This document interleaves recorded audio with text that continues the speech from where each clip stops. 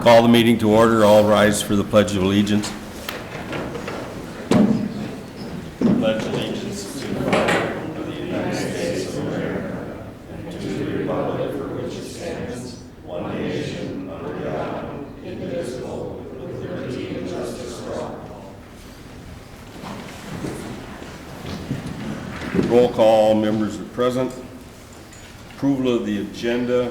We have one change. We will be removing 7G, the resolution authorizing quotes for the self-loading cot. And was there anything else, Vicki? Pardon me? Was there anything else? Nope.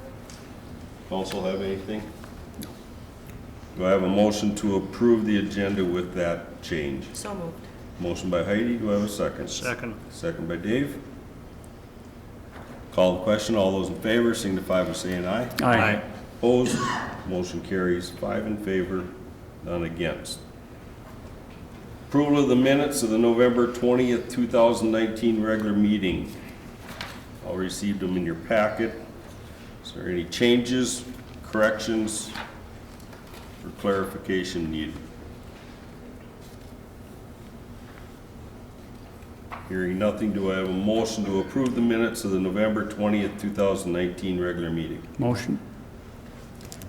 Motion to approve. Motion by Joe, I'll second. second by Diane. Call the question. All those in favor signify by saying aye. Aye. Opposed? Motion carries 5 in favor, none against. This brings us to our public open forum. Is there anyone here that would like to speak to the council? Is there anyone here that would like to speak to the council? Come up to the podium and state your name. And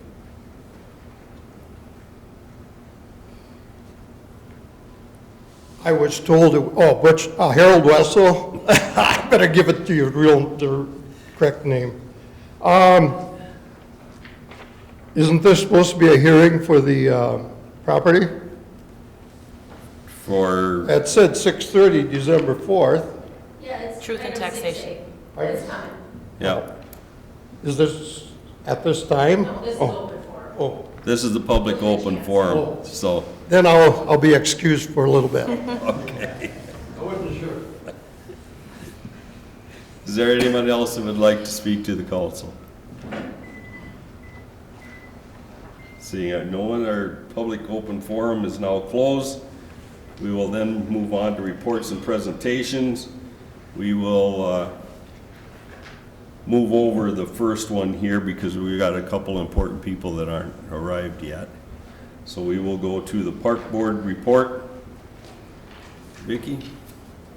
Yeah, as you said, Kathy and Quint are on a transfer. They're on their way. I spoke to her at 5:55, and they said they were 60 miles out. So I told her we would just pass over, and then we'd pick up when they got here. So we'll move on to the park board report. The park board met last night, Tuesday, December 3rd, in regular session. Some of the items on their agenda, they received the updated fundraising report from the Obstacle Challenge Course Committee. We're funded at about 75% right now. There's 3 remaining grant applications waiting review.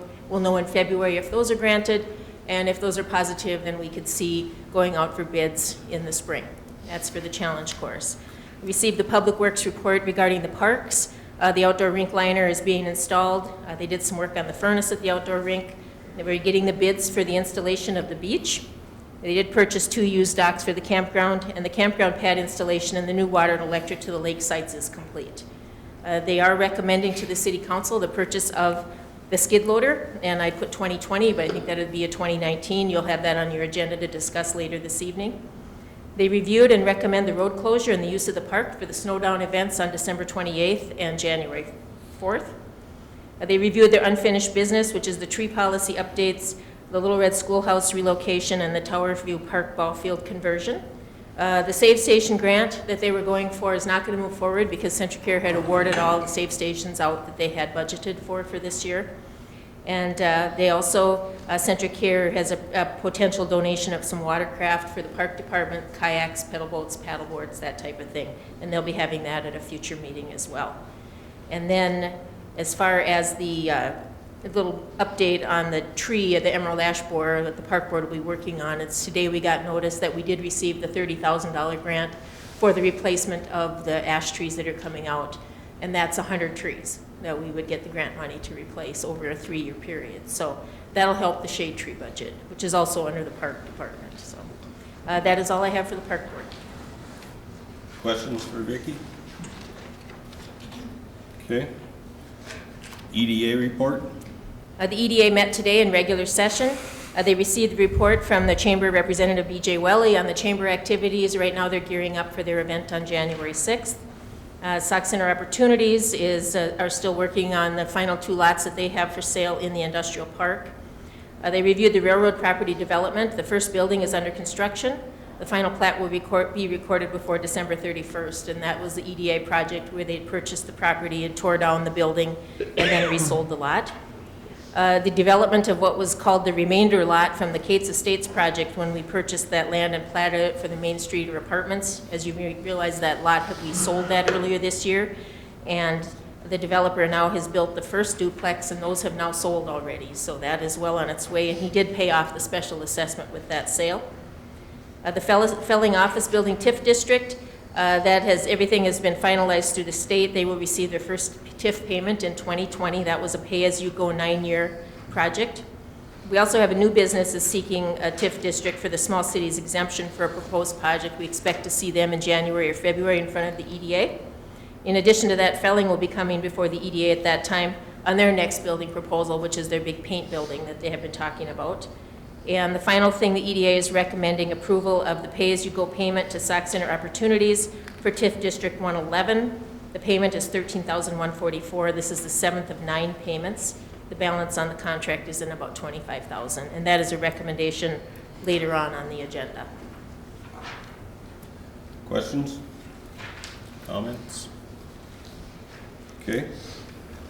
Looks like we'll move on to the next one. Feasibility report, 2020 public improvements. Good evening, Mayor and Council. This is on, right? We'll be providing you the report, the presentation actually, on the 2020 capital improvements project. We're actually going to do this as a tag team, so Chuck Bozer and I will both be doing different parts of this. I know you just received this report tonight, so you haven't had a chance to go through a thorough review on your own, but never fear, the majority of everything you're going to want to see, the details will be in front of you in the presentation. So I encourage you to ask questions through that, and we'll just get started here. So this is the 2020 Capital Improvements Project. It's broken into 3 different pieces for these segments. There's actually 3 distinct areas.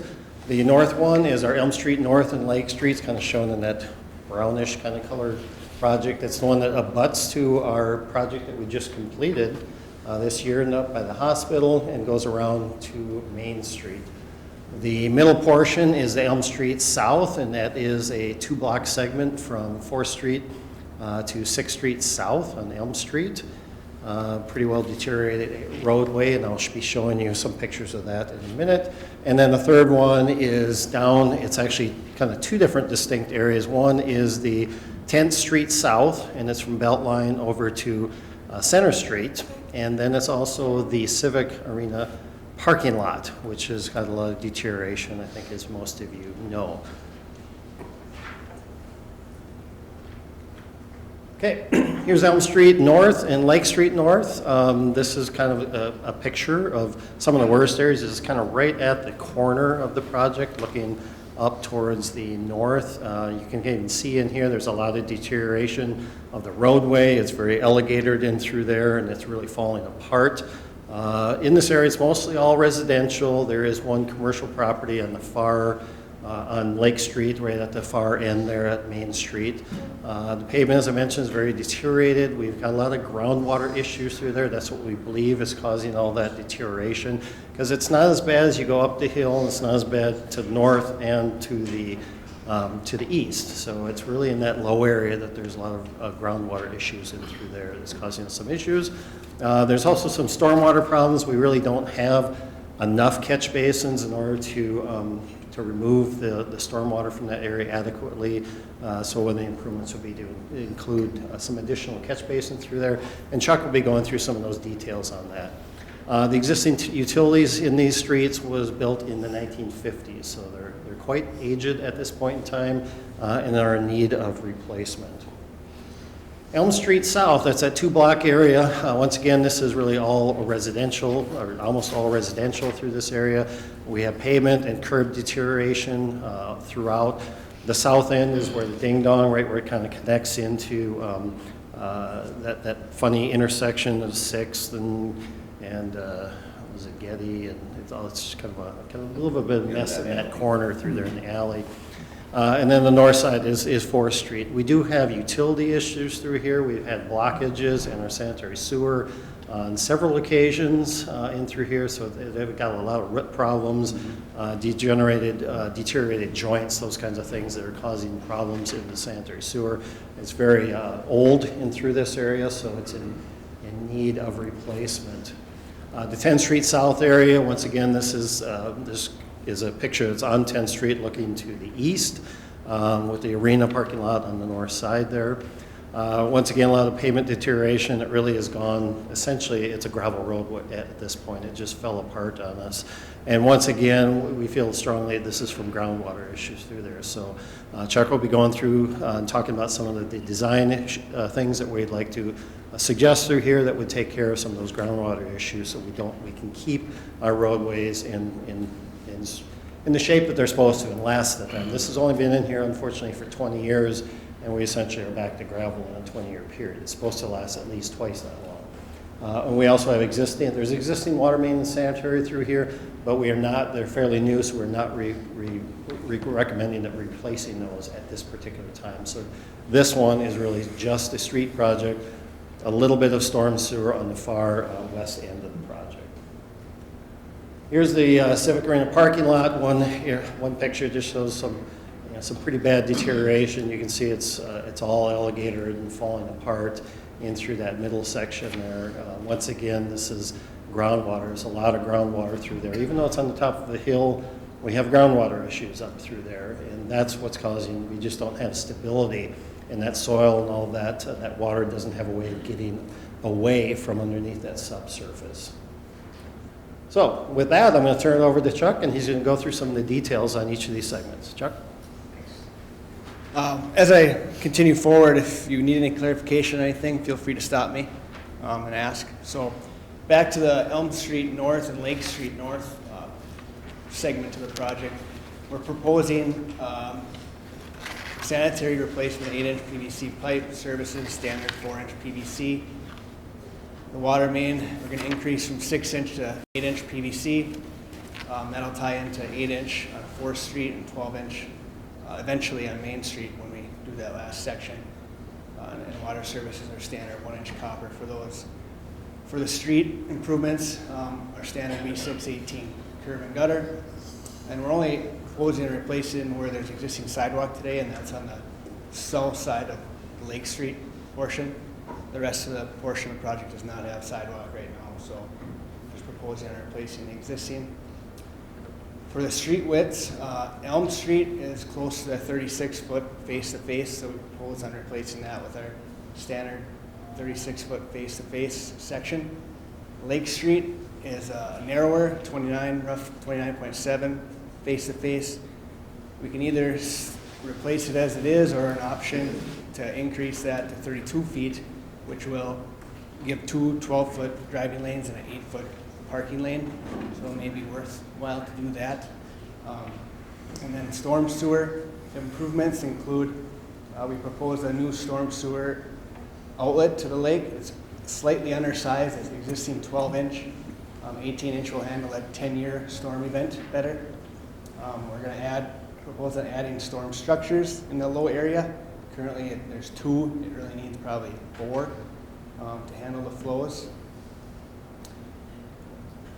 Then the new storm scepter treatment device, similar to what we did on the 2018 project. We had one on Lakeshore, so we're looking at installing about the same device, would treat total suspended solids and phosphorus.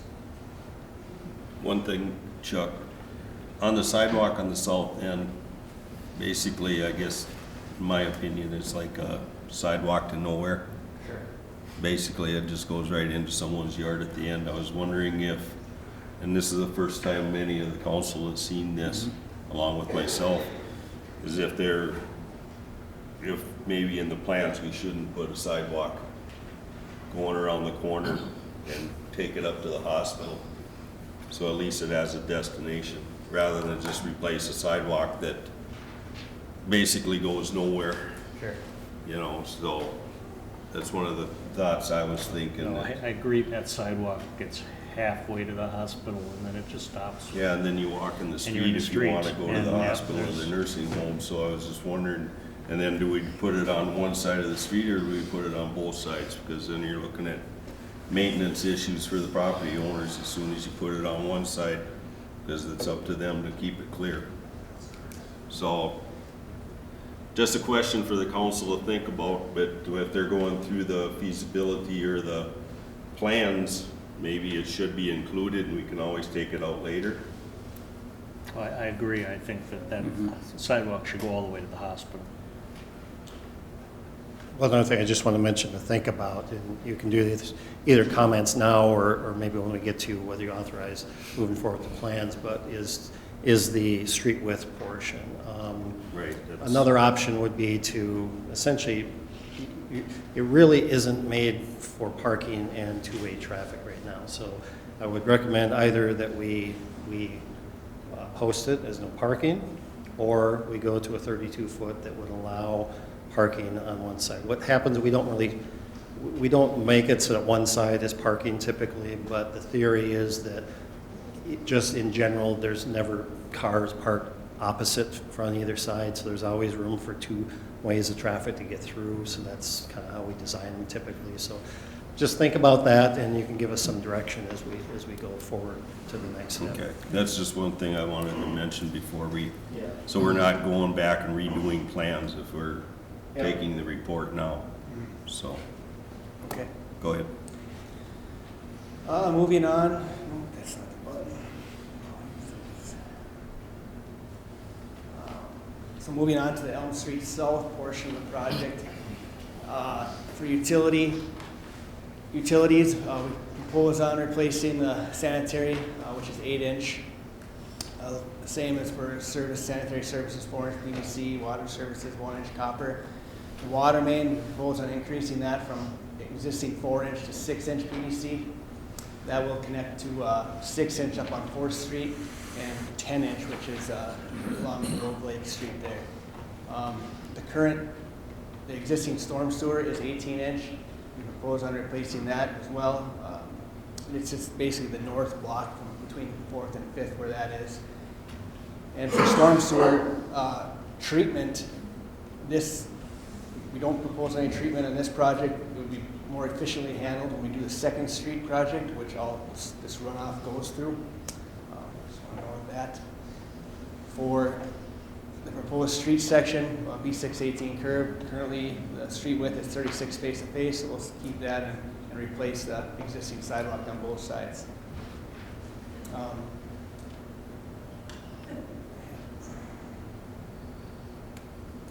Moving on to the 10th Street project.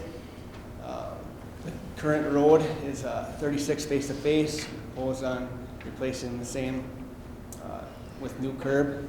This section with the groundwater issues that Keith mentioned before, we propose on a sub-drainage section, which includes fabric, 18-inch sand section, and drain tile that will handle the groundwater that comes into the roadbed material and convey it to the west to the county beltline ditch.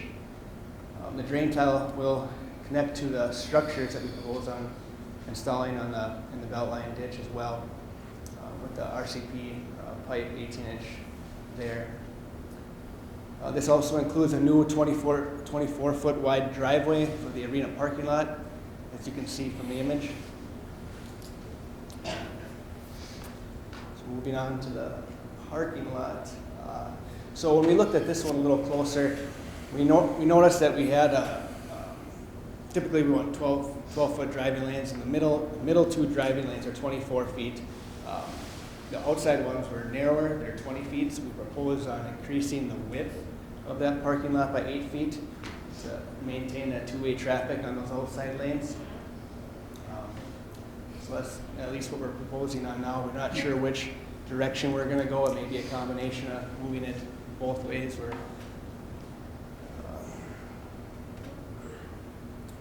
And this kind of gives you a look at our drain tile in the sub drainage section proposed on installing.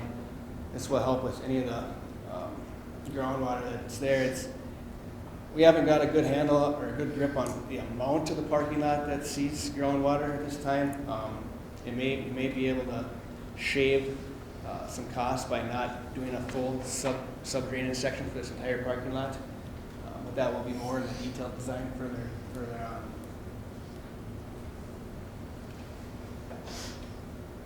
Okay, moving on, we'll look at some assessment rates. You might want to open those in your book so you can maybe see them a little bit better. Yeah, That's table 1. a little small. So, for rates, we were kind of comparable to what we saw in 2018. The street rate, 58. I believe the 2018 rate was it's like around $63 a foot. So we're right around in the neighborhood with that one. The sanitary service rates were a little higher. I think for 2018 they were both around $1,300, and here we have $2,200 and around $1,500 for sanitary service rate. Storm sewer rate was comparable as well. So with this portion of the project, it's Elm Street North and Lake Street North, we came up with these proposed assessments, 35.7 roughly percent. The assessment cost, the city share around 21, and the PUC share around 40, 43, 44, with the total project cost around $450,000.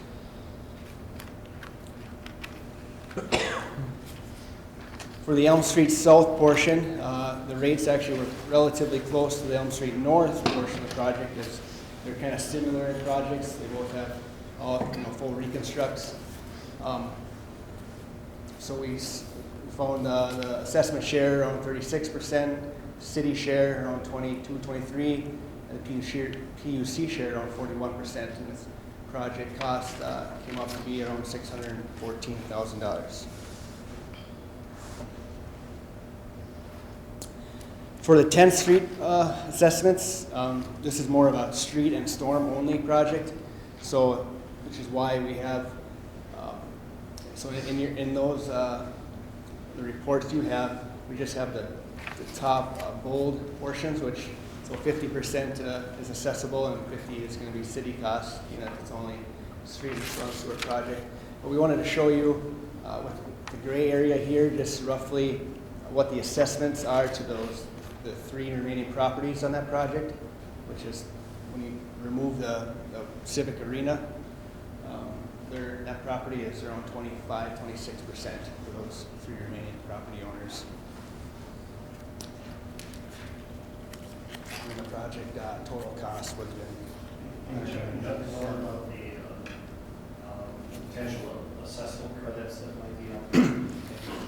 So we're working with city staff on determining what the assessments were, if there were any paid for when 20 years ago when the project was done with water main and the street was redone in roughly 98, 99. So we'll have to look and see if there's any credits that the property owners will receive for that.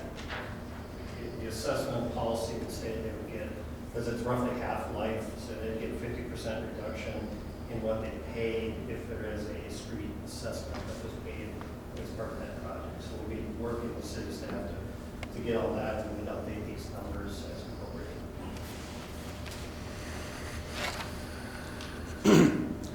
The Civic Arena, that most, is all 100% city, or we should have shown as assessment cost, but project ran slightly around what I originally thought, but it's around $435,000, but it's a large area and it's a big parking lot, so there's a lot of costs, but that's what we came up with for that. So the project cost summary is what I show here. So the top one looks at the three projects excluding the parking lot project and what the percent accessible city and PUCs are for those. So those are slightly more balanced with them all combined. And then the bottom table shows all 4 segments and what those percentages are. And then the total estimated project costs are around that $1.8 million.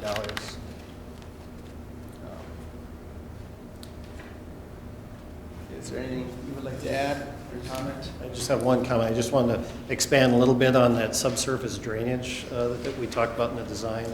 Just a little bit on the theory behind that. What happens is we want to preserve our structural integrity of our roadways. In order to do that, we need to keep the moisture essentially out of, you know, the bituminous on top, and particularly out of the gravel section that's down below it. That's where all the strength comes from.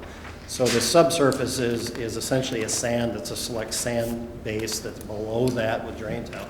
That's meant to wick that moisture, so the moisture is down below that structural part of the roadway. We wick all that moisture out of there and send it, you know, someplace where we can discharge it. So we're essentially always sucking that groundwater essentially out of there, so it's not coming up into our structural base, and then everything just falls apart. And just like we see on 10th, where it's just alligator like crazy and just little pieces, as well as the parking lot. That's what happens when we do this. We've looked at, you know, could we try to do a portion of the parking lot, as an example. Now you could, however, what's going to happen if we did that and then just say overlay the rest, because we can't mill it any longer. So we mill it, there's really nothing left to mill. It's alligator so bad it would just all come up. So if we overlay it, what will happen is all that reflective cracking within a short period of time will all come right back up through what we just did.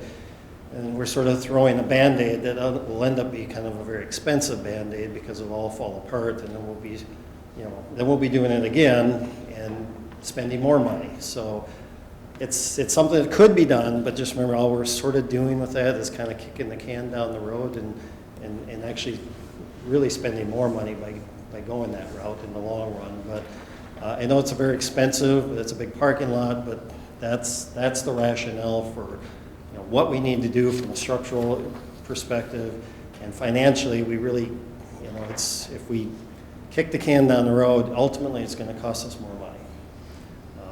So we think about that and weigh how we want to do it financially. Is that, you know, maybe we just can't take it on if someone realizes this is our choice and this is what we need to do based upon the available funding and things that we have. But that's just, you know, we can think about that as we go through this. Any questions on that, we'd be happy to entertain. Yeah, that brings us to the end. Okay. Council have any questions? And we will get to the action items later on. Thank you. Now we will get to the Lifesaver Award. Is Kathy back there? As nice as it was to have a full audience here for most of the council meeting.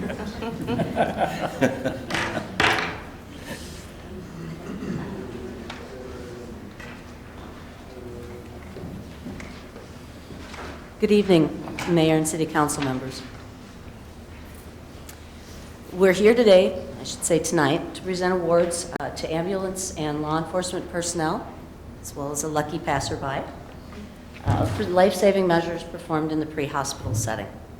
On November 12th, approximately 2:47 p.m., on-duty Sauk Center Police Officer Dustin Van Walde was heading toward the school area to do some extra patrol. As he was heading south on Ash Street at 8th Street, he noticed a vehicle at the stop sign across the street.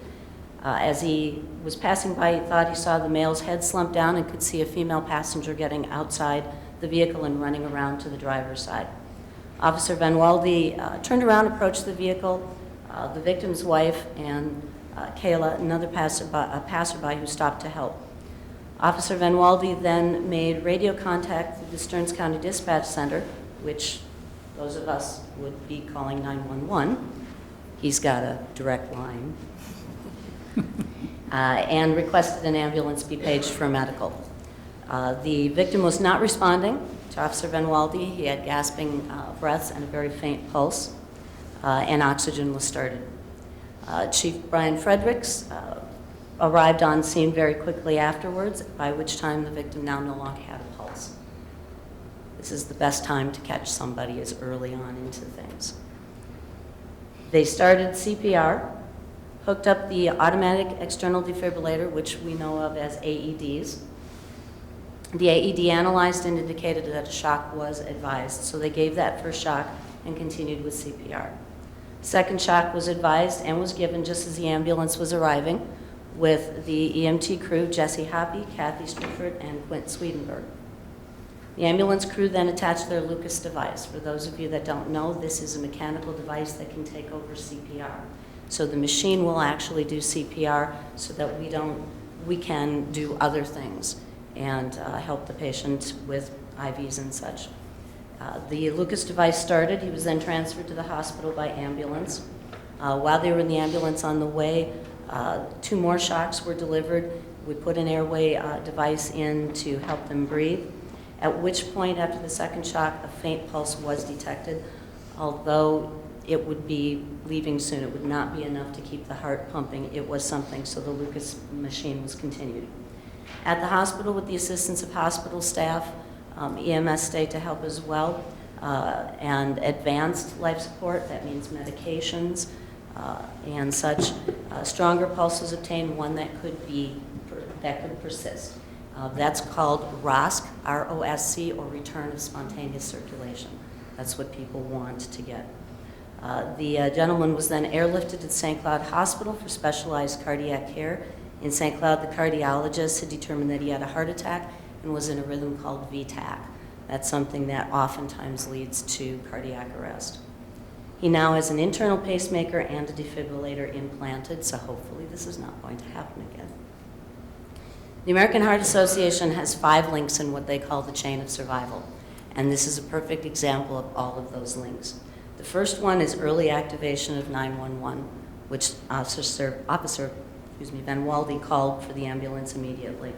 Link 2 is immediate high-quality CPR.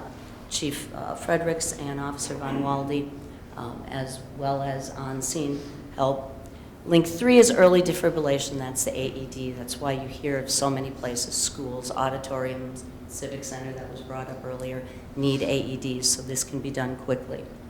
And link 4 is the BLS or ALS ambulance services that can provide rapid transport as well as other life-saving interventions, IV, some medications, oxygen. And then link 5 is that advanced life support and aftercare in the hospital setting. One other definition, it's considered a save when the patient not only has return of spontaneous circulation, but leaves the hospital neurologically intact. Because of these people up here, as we say, another beat goes on. Someone has managed to survive a cardiac arrest. Mr. Amelong and his wife, Ashley, were supposed to be here. Okay. There you are in the corner. I missed you guys coming in. Did you want to say anything? Sure.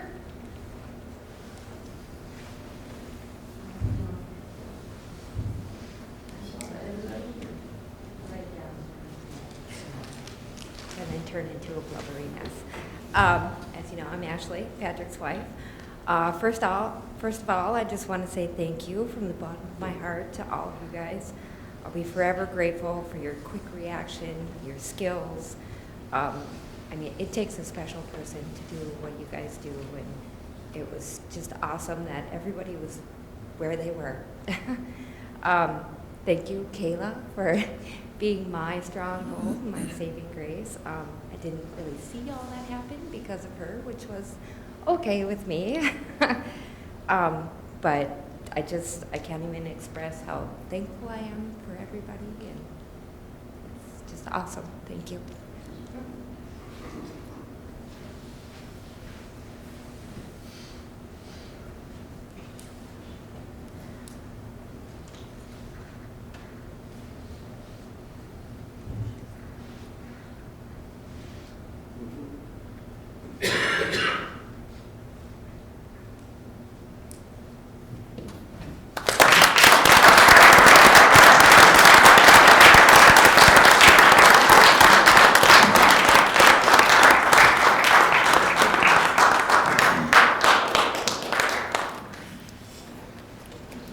thank you to all of you that were involved. Okay, this now brings us to our public hearing. We'll move on to our meeting.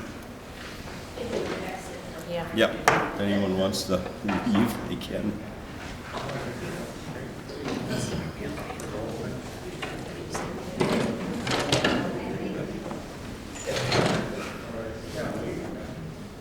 You don't have to. For old time's sake, Keith, you can stay. Yeah.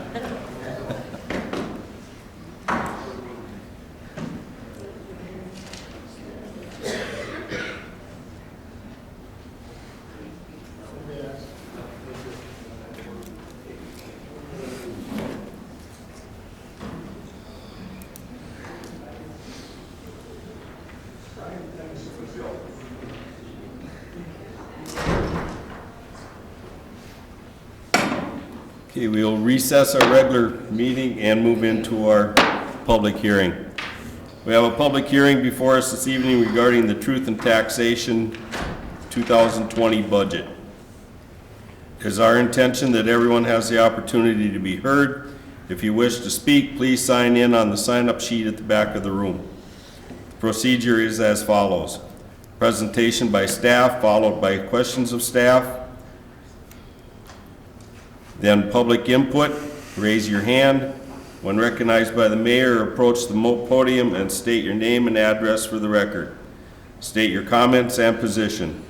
No one will be allowed to speak a second time until everyone has had a chance to be heard. First, we will hear questions for clarification, and then secondly and third, public in favor or against the proposal. After everyone who wishes to speak has had opportunity to be heard, the hearing will be closed. After closure of the public hearing, the council will deliberate and take action as appropriate. Members of the audience do not participate in the council's discussion unless a majority of the council concedes to hear additional information or questions. The hearing is now in session. Vicki? So as you said, the purpose of this is to conduct the 2020 budget public hearing to give the public an opportunity to ask questions and to comment on the proposed 2020 budget and levy. The budget presented to you reflects changes to the adopted preliminary budget. We updated it with adjustments to reflect new maintenance contracts, proposed purchases, and also to remove purchases made in 2019. This resulted in a change in the general fund, leaving a revenue versus expenditure shortfall of down to $67,000, which is just over 1% of the budget.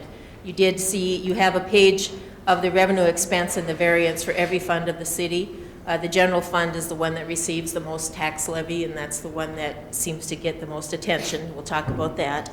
The council had asked that a levy increase to cover increased costs was of 4% is what was levied in September and was certified to the county. It was estimated that this levy would not create an increase in the tax rate due to the new development and the property value changes. So after we sent that in, the county then sent everybody proposals, which everybody has received. This had an overall decrease in the city tax rate. So what your levy increase actually decreased our tax rate because growth in the city counteracted it. So our rate went from 49.038% to 48.745, or a decrease of just over 0.5%. If your property value stayed flat, you would have seen a decrease in your property taxes, but a lot of people saw increase in value, so likewise, you would most likely have a small increase. The budget presented does include several proposed transfers. So transfers, as you know, at the end of the year, we either make them or we don't, depending on how we're standing for that current year. So that is in the budget yet for you to consider. A couple other things on the budget, and I did include it in your packet, is the tax rate trends. That's something that the council seems to be very interested in every year. So we have all the cities in Stearns County. There's 30 cities in Stearns County, and we rank number 15 as far as the tax rate. The least being St. Anthony, and the highest being St. Joseph. And if you look back, I also give you the trend of the tax rate for Sauk Center back to 2006, and then also the combined tax rate that includes the county, the city, the school, and other taxing districts. So at the very bottom of your packet, or at the very bottom of that page, you will see the difference from 2019 to 2020. Combining all the tax districts, the rate went from 118.378 to 119.444. The city being the only one actually of those that did decrease slightly. Do you have any questions for me on the levy? As you know, the levy that was set in September can be decreased at this point, but cannot be increased. So that kind of set the maximum amount that we could levy. And the levy worksheet, or the levy resolution that you see in your packet that we'll act on later, has that broke out by fund as to where those monies will go. Like I said, most of it goes to the general fund, but there's debt service and special revenue funds that also receive some of the funding. Nick, you have opportunity to ask me questions about the budget right now, and then you would want to take public comment and questions from anyone in the public that would like to do so at this time. Council have any questions, comments? Okay, Okay. then we will go on to public input. Is there anyone here that needs clarification or wants to speak in favor or against? I don't know if this is the right time now. We'll try it. Harold Wessel, property, I can't even read my own numbers here. Anyway, the property down on 418 9.5 Street. And I've got this proposed tax thing for 2020. And I see mine went up again, another big jump. And I would just say, with a blight in the neighborhood, I think Councilman Thomas knows what's next door over there. And that, there's no way I'll get $200,000 for my property if I want to sell it. So a couple of years ago, 3-4 years ago, the county attorney, our county assessor was there, never came in the house, walked around it as far as I know.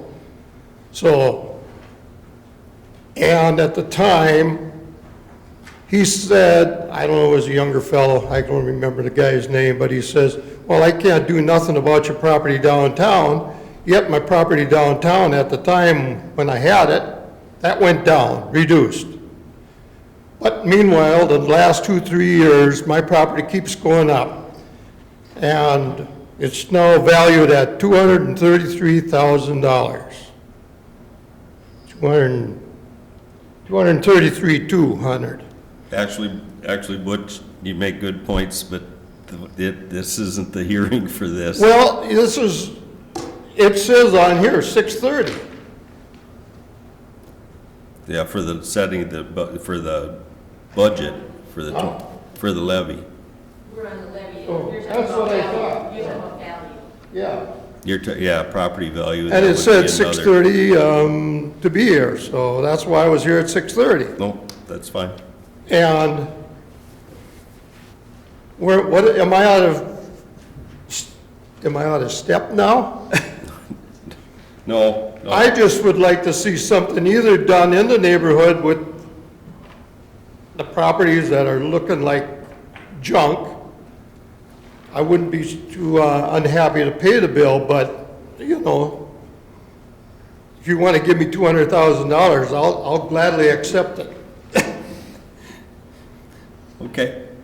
So that's all I got. All right. But I thought from reading this, Right. it says be here at 6:30, so Okay. I was here. Yep. Thank you. Go from there. Is there anyone else that would like to speak to the council in favor or against, or need clarification? Is there anyone here that wants to speak in favor or against, or needs a clarification?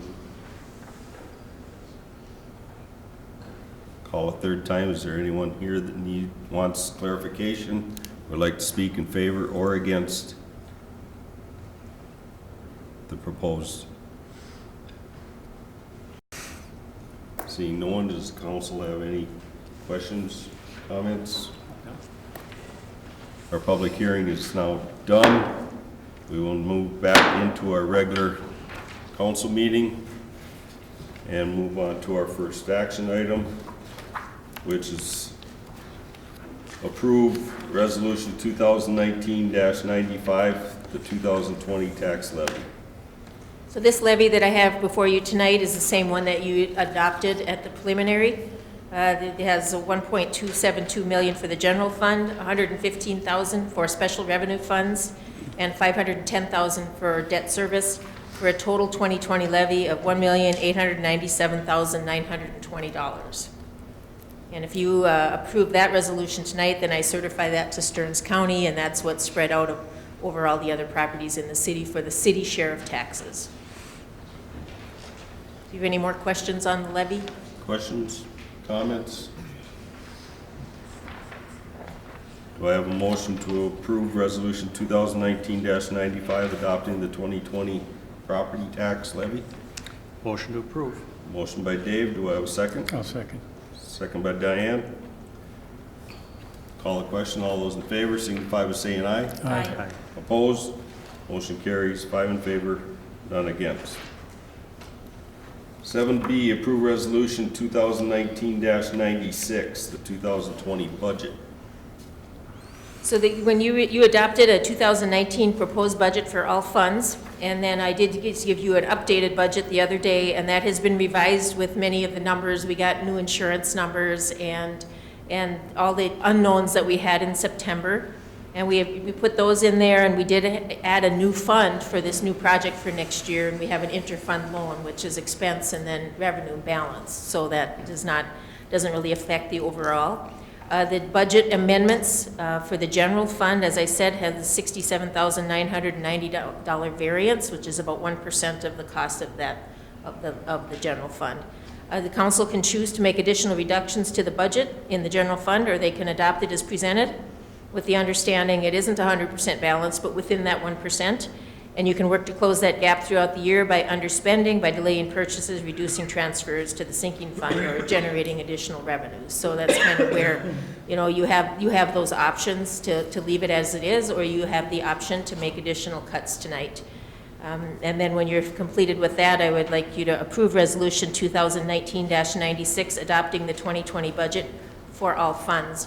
I will add, I just ran a report this evening before I came down here just to see where we are today with revenues over expenditures. And our revenues are actually ahead of predicted, and our expenditures are tailing what we predicted. So that's good on both counts. So I would be comfortable with adopting the budget as presented, but if you prefer to get it even tighter, then we can work on that. Questions? Comments? I'm comfortable with it. We always have a lot of transfers at the end of the year if money's not available at the time. It's an easy way to hold up, so. And like I Vicki agree. said, we're basically 1% Yep. of the budget, so that's very tight.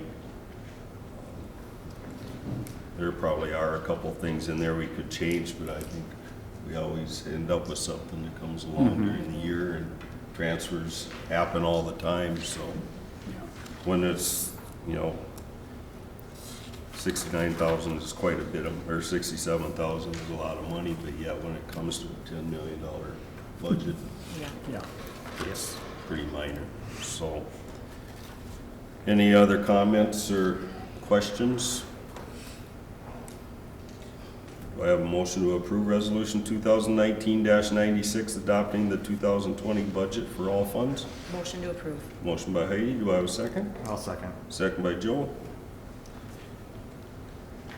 Call the question, all those in favor signify by saying aye. Aye. Opposed? Motion carries, 5 in favor, none against. 7C, approve resolution 2019-97, receiving feasibility report and calling for hearing on improvement for 2020 project. Both this item and the next item have to do with the feasibility report that you just received from Stantec. The first part receives the report and calls for the public hearing. So we would propose to have a public hearing on January 15th at the regular city council meeting, at which time all the property owners that would be affected would be notified, and this would be we would do the improvement, and also they would be notified of what their assessment is. So they'd have improvement and assessment hearing. We kind of run those together. And then the second action that you would have would be to order the plans and specs, to have the city engineer move forward with getting going on those. Oftentimes, we have the hearing on improvement before we order the plans and specs. In this, we'd have kind of a parallel track going so that we can stay on track for bidding. Once we get to the public hearing on the improvement, if we decide not to proceed, then the plans and specs go on the table. They don't, we just pull them out at a later date when we do the project. So it's not like we would waste that money. We're just doing it on a parallel track. As we move forward, they had a couple questions that he had when we get to the plans and specs side of it, as far as widths and sidewalks. But on this side of it, calling for the public hearing and receiving the report is the scope of the project, what we want to do. Both Elm Street North, Elm Street South, Tower View, and the arena parking lot. Those would be all the 4 projects. The arena parking lot doesn't have an assessment component, so that's not really involved in the improvement hearing, so to speak, because there's nobody assessed for that, but we would just run it all together. So. Questions? Comments? Is there anything that the council wants to eliminate from the feasibility report or keep it as a whole group? I'm comfortable with the whole group. One of the things that Vicki had brought up is the arena parking lot, whether or not we should do that, considering we got an arena that is going to need a roof and a lot of other improvements. So do we wait on the parking lot and do it as a separate group, or should we get it fixed now and worry about a roof and fixing up the arena? It might later? be a good idea to hold off on the parking lot, simply because if we do 10th Street, let's see how that's going to work. If that works good, then later we can go back and do the parking lot. But we'll still have the money set aside for the roof if we need it. And the roof, we haven't got anything into discussion yet. I know. We haven't, no. We were having a discussion about all the other things that may be needed at the arena, and that came up, Right. so. And that's But- one of the things that I hadn't thought about. So do we, is the parking lot as vital as possibly a new roof on it? The other option is to leave it in for now, and so that they can drill down a little bit more on what the cost might be. That's an option as well. Because it can be pulled later. Oh, absolutely. You're not approving the project right now. We're just calling the public hearing. I mean, true, it can be pulled later, but it is really a standalone thing. And if we Right. look at it now and don't do it, we're just gonna look at it again. It'll have to be updated, so. Are we spending money twice? Spend money to update it, knowing that you're just Yeah, gonna update makes it a sense. second time. That makes sense. So I think, I would suggest that we just leave the parking lot out, Okay. go with the streets. Is there gonna be a cost benefit for doing it all together, if we're doing 10th Street up there at that same time? I mean, in terms of. Well, we're looking We're at doing four- everything up there, so we do it all now, we got the people up there, we're doing the construction work so close to it that we delay it 2 years, and now we're gonna spend. Well, we do have Some other- Second Street on the docket for a couple years from now. There's always so other projects, yeah. we can always, to mobilize up to there to do that. I'm just not sure I want to spend $435,000. Maybe it would be a little less once we figure out what the boring is, but We I could, don't, for the just a one thing parking that we lot. could do is just bid it as an alternate. Leave it in here for now, so we kind of Just see drill if down there on what would it be- actually it needs to be, and then we could bid it as an alternate, so we don't have to do it. Okay. We will have incurred some of those engineering costs to determine what it needs, but, we're eventually going to need to do that anyway. Yeah. Right. So Either that's way, an we option have too. Engineering costs, right. No, it's all good points. but, Yeah. Yeah, I guess my feeling is still, I don't think we're gonna do it. I think at 435,000, that's, for the parking lot, is a chunk on top of everything else. And there's reasonable reasons to wait, and it doesn't hurt to see how 10th Street goes. Use that as a test. And yeah. use it as a Yeah. test and see what it looks like. How long will it take to truly know what the benefits at 10th Street have Well, I been? think what we'll find out is when they dig it up and start laying the stuff in, is there surprises under there. I mean, you're not gonna see the road breaking up for several years, I'm sure, but when they dig in there, they'll have a pretty good idea what they're gonna find under the parking lot. I think Chuck has got something to add. I was just gonna comment that we do plan getting soil borings for all these areas, and we can still move forward with getting soil borings in the parking lot, so we can see, you know, what's underneath. We'll get a little better idea if we're way off on our design right now, you know, and then we can comment on, let you know what we find after that. Just wanted to add that. One of the things is on the engineering fees, if we do the borings on the parking lot, now, basically, we can put that on the shelf and keep that for Yeah. future reference. So basically, the money, we might be saving money on engineering costs. And we can always take it out later. Because I'm guaranteeing you guys aren't gonna be at the same rate in 2 years as what you are now, so. No, we won't have to read You know, but we so, wouldn't yeah. have to redo the engineering costs. I haven't seen anybody freeze their rates Yeah. for 2 years. So, All right, you know, is, Yeah. yep. one other question when they do that, is they're just going by soil borings, or is there like, they dig out a hole? No, they do a 4-inch boring, so Yep. we're planning on augering about 5 feet down, and we'll get blow counts. Well, first we'll see what the thickness is of the pavement, if there's any gravel. They'll give a depth of the water table if they encounter that, to see how high the water is. And then they'll do blow counts on the stuff underneath, and which means how hard it is, how much stability it can have. And that'll give us a good idea if our section can sit on top of that, what's there. And if it can't, then we just gotta do a deeper subcut to build more stability. It's like a deeper sand section, which is how we can handle that if it goes back bad. Okay. What's the council's wishes? Do you wanna do the feasibility report and call for the public hearing, including everything, or? I'll make the motion that we do. Yeah, I'll second, let's do it all. Yeah. Okay. We have a motion from Diane to approve the resolution 2019-97, receiving feasibility report and calling for the public hearing on improvement, including the parking lot. And that'll be on January 15th. Okay. A motion by Diane, seconded by Dave. Are there any other concerns? Questions? Call the question. All those in favor signify by saying aye. Aye. Opposed? Motion carries 5 in favor, none against.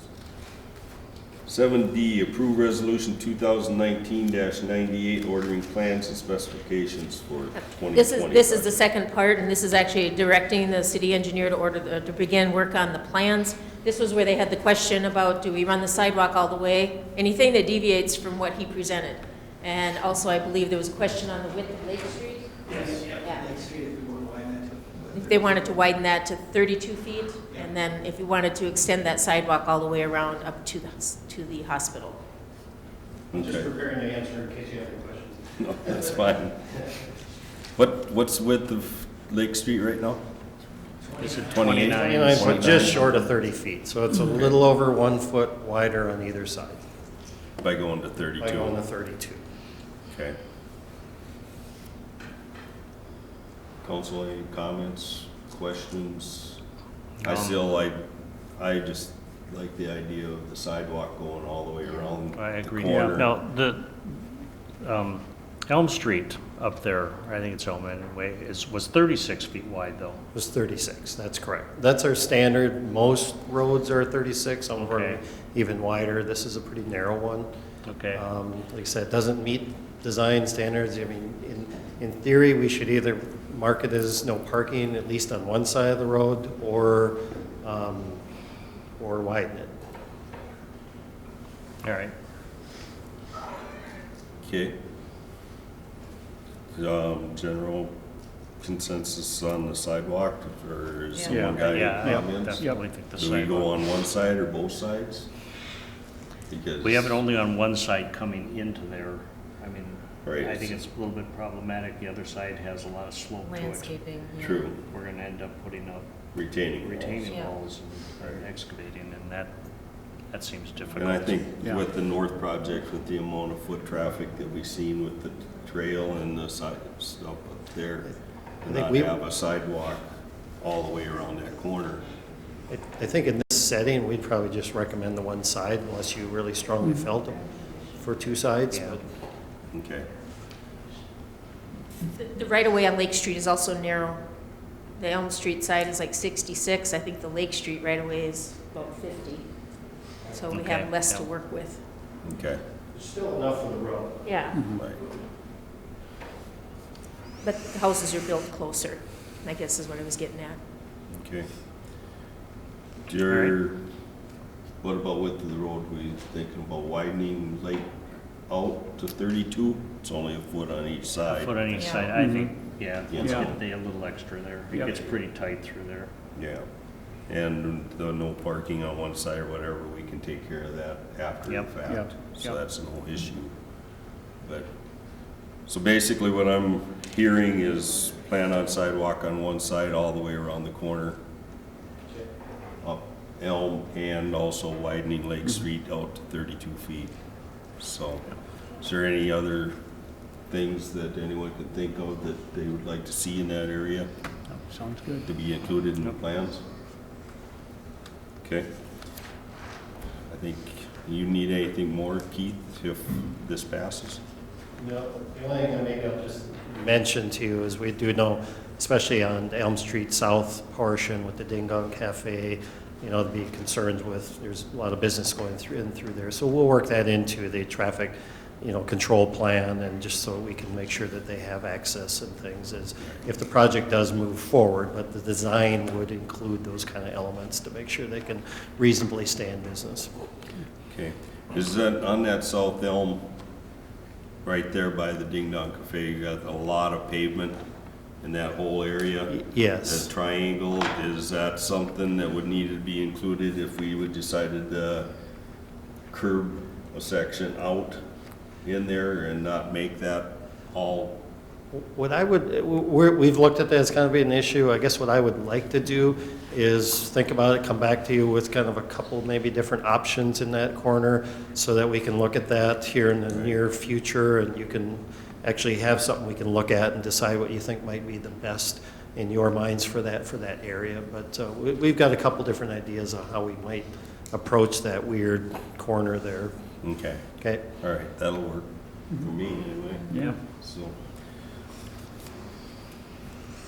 Do I have a motion to approve Resolution 2019-98, ordering the plans and specifications for the 2020 street improvement projects? Motion to approve. Motion by Dave, do I have a second? Second. Second by Joe.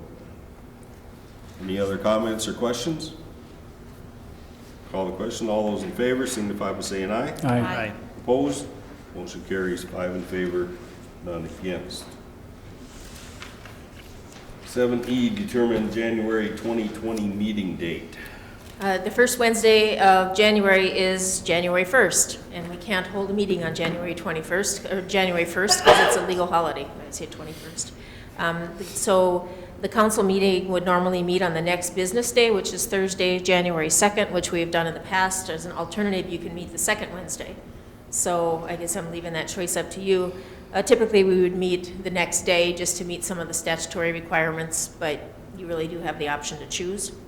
So I guess we're looking for the meeting date for January of 2020. January 2nd works for me if it's the next day. Thursday is fine, yeah. Yeah, Okay. Thursday's fine. That would be fine. Okay, General consensus. that's fine.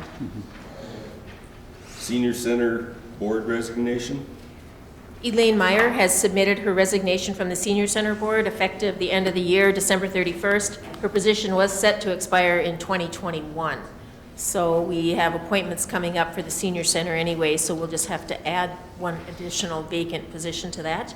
But I'd like to accept the resignation of Elaine Meyer from the Senior Center Board. Do I have a motion to accept her resignation? Motion to accept. Motion by Dave. Second. Second by Heidi. Call the question. All those in favor signify by saying aye. Aye. Opposed? Motion carries 5 in favor, none against. 7H, approve resolution 2019-100 authorizing quote for wheel loader hydraulic blade. So we have the next two items, items 7H and 7I have to do with the Public Works Department regarding quotes for a skid loader and then also for this four-way or 4-in-1 blade. And Ben has some better explanation than I can give you, so I'm just going to turn it over to him. Good evening, Mayor and Council. I'm going to pass this around for you guys to look at, so you have a little better idea what I'm talking about as we go through this. I just have one copy right now. So we've been looking into the efficiencies of our plowing operations in the city of Sauk Center and looking ways to streamline our process. Currently, we operate the following: 3 single-axle plow trucks with wings that plow all the city streets and the airport. We have 1 loader which plows parking lots and also makes its way to the airport and picks up the box pusher blade that is out there. We have 1 1-ton pickup with a V-plow that plows cul-de-sacs, alleyways, portions of the airport, and some of the parking lots as well. And then we also have the tool cat with a snow blower and a sweeper that does the city sidewalks, walking past, cleans their own buildings, helps in areas that it needs to be in. So my request is to purchase or go out for quotes for the 4-in-1 hydraulic blade, which would be mounted to the new Volvo loader that we purchased, and also get a new skid loader, which we would trade in our current skid loader towards that. Some general information on why we think this would help us.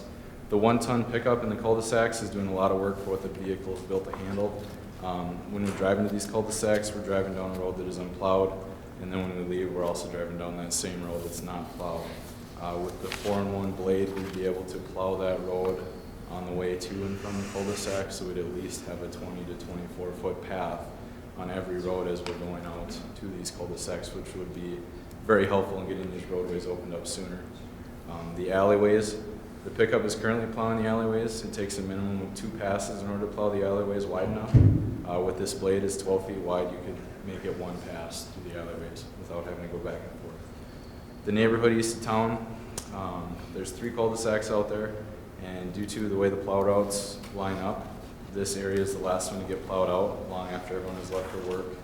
And since the pickup is not able to handle plowing a large section of the roadway, with this 4-in-1 blade, the loader, we could plow these roads much sooner since we're driving down the roads through the cul-de-sacs anyway. So that's one area that the loader could just take care of since it's going to be out there. No outlet streets, dead ends, without a cul-de-sac are very difficult and time-consuming for the plow trucks to get cleaned out.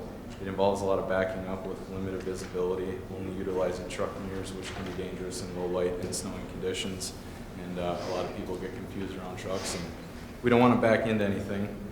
These streets could be taken care of with the loader and the 4-in-1 blade, since the loader has 360-degree visibility from the windows, and it's much more maneuverable and a lot more efficient when a situation calls for a lot of back and forth action on a road like that.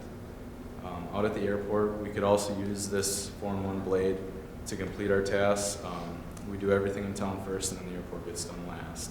But we do have that box blade out there now that doesn't get utilized a lot, and this could be then sold, and some of that money could be used towards the purchase of this new 4-in-1 blade. Parking lots. A key piece to this proposal is purchasing a skid loader that's user-friendly and has improved visibility for parking lot operations. Our current skid loader is a 2004 with 1,400 hours. It has some cumbersome controls. It's not really user-friendly, which is shown by the low hours. For comparison, our 2011 Toolcat has close to 2,800 hours, and purchasing a skid loader that's operator-friendly will help ease some of the use that the Toolcat is seeing, so we can get maybe a longer lifespan out of the one that we're purchasing. Currently, our Gale skid loader is valued around $20,000, and with our government discount on new equipment, we could purchase a new skid loader with user-friendly hand controls, better visibility, and more comfortable operator cab for around $50,000, leaving a net cost for about $30,000 to upgrade. The skid loader would also be able to operate the snow blower or broom, which we own for the Toolcat, which is something the current Gale skid loader is unable to do. There are times where the snow blower and the broom both could be out, but since we only have the Toolcat to run those items currently, we can't run both of them at the same time.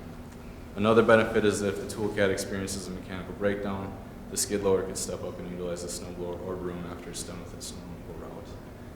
And that blade there is approximately $20,000 for the loader. So we're looking for your guys' approval to go out for quotes on this equipment.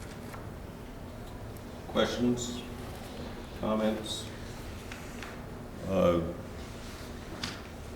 we cleaning the parking lots before we go up and clean the cul-de-sacs, or are we, They're being done simultaneously. okay, so as they're going by, then they clean Yep. on their way up, okay.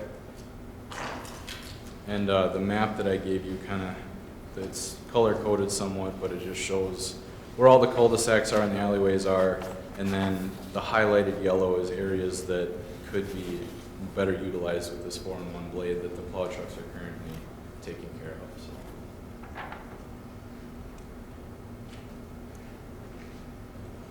That'd be something we'd be able to use on the trail going east, In the north. Yep. rather than using the, It would save a ton Toolcat. of time instead of using the toolcat and the snow blower. Yep. You could probably plow that trail in about 10 minutes. okay.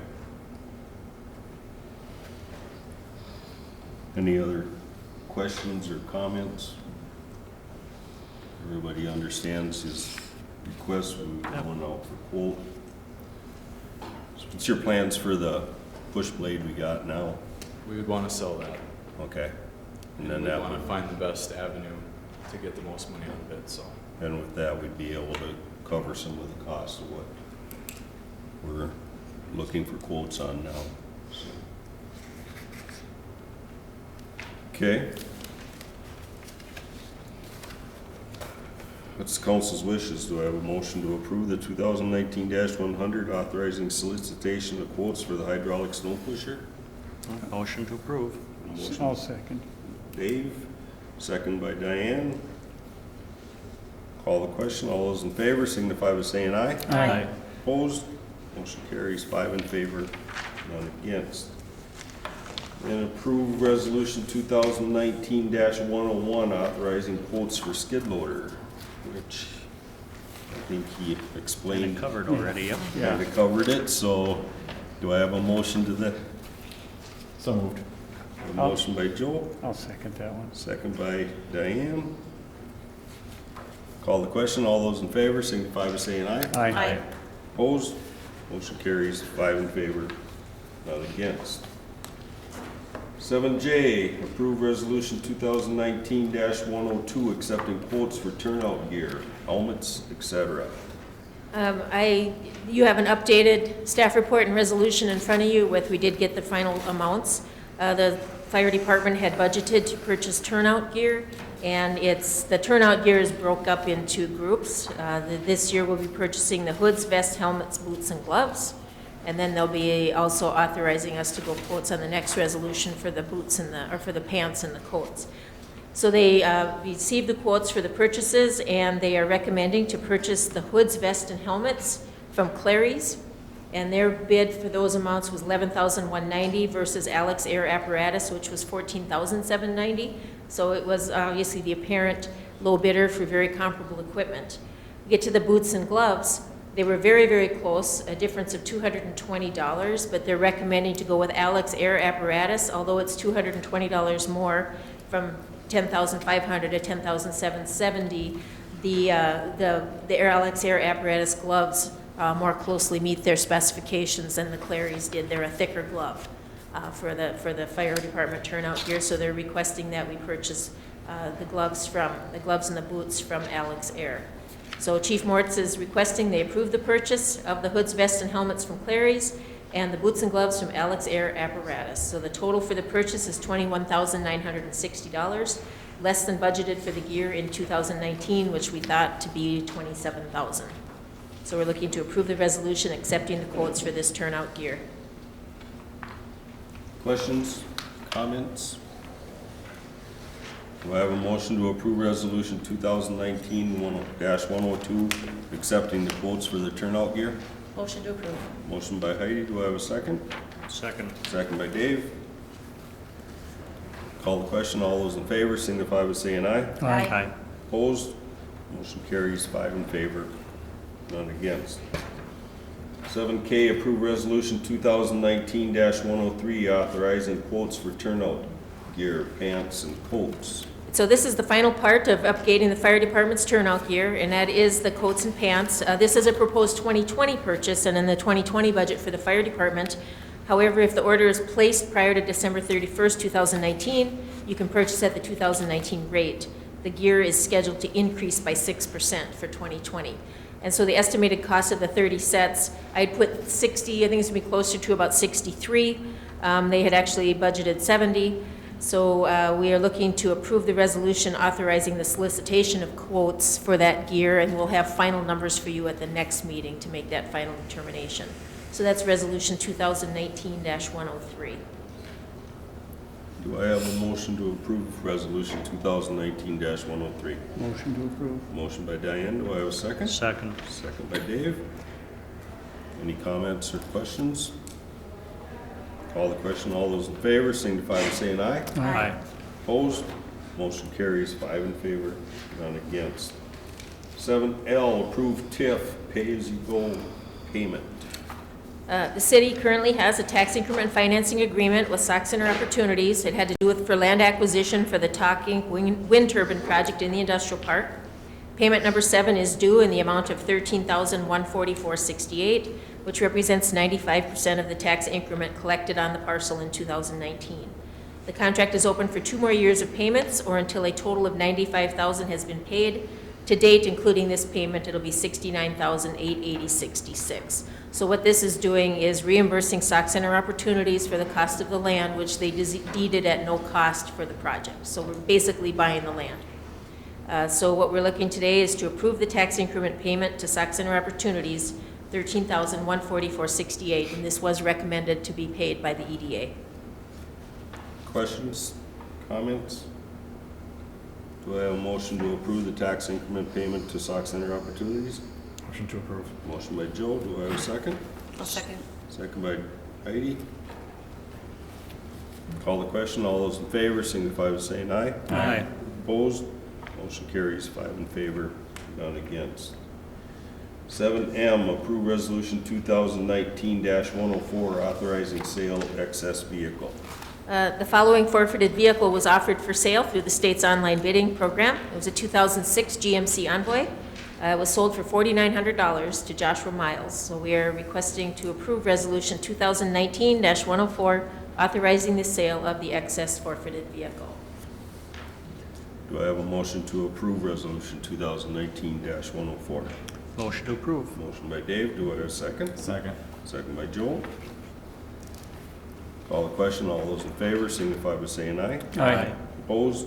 Motion carries 5 in favor, none against. 7N, approve final pay request, Getty Street. This is the final pay request to Molitor Excavating for the Getty Street project. The contract amount was $315,016. It was completed for $307,730.42.